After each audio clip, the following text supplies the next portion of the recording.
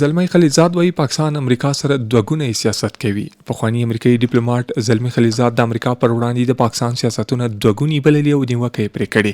خلیلزاد په ایکس لیکلي اسلام آباد د امریکا بریدونو څخه د خوندي ساتلو لپاره خپله خاوره کې د تهران جنگي الوتکو د ساتلو اجازه ورکړې ده. نوموړي دغه اقدام د واشنګټن پر وړاندې د اسلام آباد دوه ګوني سیاست بللی دی. دغه څرګندونې داسې مهال مطرح کیږي چې تر دې وړاندې داسې راپورونه ورکړل شوي چې ګواکې ایران د خپلو جنګي الوتکو د خوندي ساتلو لپاره د پاکستان له هوایي ډګرونو استفاده کړې ده. درنو اوریدونکو، په همدې تړاو ورځو د لاباس لپاره د سیاسي چارو کارپو ګل محمد دین محمدي صاحب بحث ته وصل شوی دی. محمدي صاحب ستړي مشئ، ورځ مو بخیر. وعلیکم السلام ورحمت الله وبرکاته. مننه، سلامت اوسئ.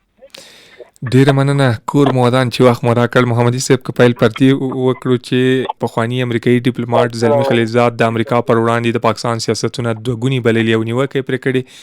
تاسو د ښاغلي خلیلزاد دغه څرګندونې څنګه بولئ؟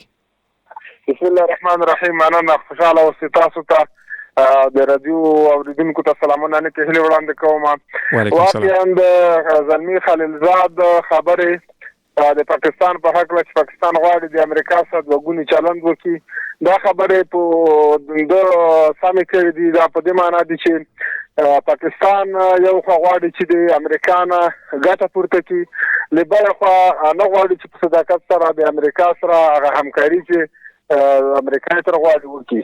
نو ټول پاکستان د تاریخ په اوږدو کې داسې اقدامات کړي دي چې ټول کارونه د ځان په ګټه کړي دي، په نورو مملکتونو کې په نورو هیوادونو کې مداخلې کړي دي. نو د زلمی خلیلزاد خبره په همدې معنا دي چې پاکستان کله هم نه غواړي چې د هیوادونو هم د مشکلاتو په حل کې صادقانه د زړه نه کار وکړي. بله، محمدي صاحب د خلیلزاد د ادعاو ته به د امریکا غبرګون څه وي؟ امریکا به د پاکستان پر وړاندې څه ډول دریځ غوره کړي؟ ممکن په لنډمهالي وخت کې امریکا د پاکستان په حق کوم دریځ ونه ښیي، مګر په دې نه به خواشیني وښیي او دا دوی ته معلومه هم ده. خو ځکه امریکا اوس په داسې حالات کې ګیره ده چې په څو جبهو کې ګیره ده. د یو طرف ته د ایران سره او بل طرف ته د نورو هیوادونو سره مشکلات لري. نو اوس که چېرته پاکستان موضوع امریکا جدي نشي، د نورو مشکلاتو سره هم مخامخ کېږي، او که چېرته موضوع جدي نه نشي نو دلته بیا د پاکستان دغه خبره به همداسې دوام پیدا کړي. خو ممکن که پاکستان د زړه نه د امریکا سره همکاري ونه کړي، په هکله به یو اقدام وکړي. بله، محمدي صاحب که پاکستان د امریکا او ایران ترمن دوه ګوني سیاست ته دوام ورکړي، امریکا ته به زیان څومره وي؟ که چېرته دوه ګوني حالات ته همداسې ادامه ورکړي نو امریکا ته خو زیان دا دی چې امریکا خپلو اهدافو ته نه شي رسېدلی، په خپلو اهدافو کې به پاتې وي. نو دغه به چې کله په خپلو اهدافو کې پاتې شي، پاکستان د امریکا د ناکامۍ سبب ګرځي چې په هغې حالات کې ممکن امریکا د پاکستان په حق هم جدي اقدامات وکړي. د ایران او امریکا ترمن د دغه کړکېچ په منځ کې د پاکستان ښکېلتیا به اسلام آباد له کومو خطرونو سره مخ کړي؟ که چېرته پاکستان اوس غواړي چې په دې حالاتو کې چې دوی غواړي چې موږ وربند کوو د امریکا او د ایران په هکله، نو که چېرته دوی خپلو اهدافو ته ونه رسېږي، د زړه نه کار ونه کړي، بیا دوی د مشکلاتو سره مخامخ کېدای شي. ممکن امریکا هغه خواخوږي یا اقتصادي کومکونه چې د پاکستان سره کېږي هغه ودروي، او د پاکستان سره امریکا هغه خپلو کومکونو ته به شاید دوام ورنه کړي او هغه په دوی باندې قطع کړي، او هغه پورونه چې د IMF نه دوی قرضداره دي هغه به هم ترې وغواړي. بله، محمدي صاحب تاسو څه فکر کوئ چې پاکستان به په دغه دوه ګوني سیاست کې بریالی شي؟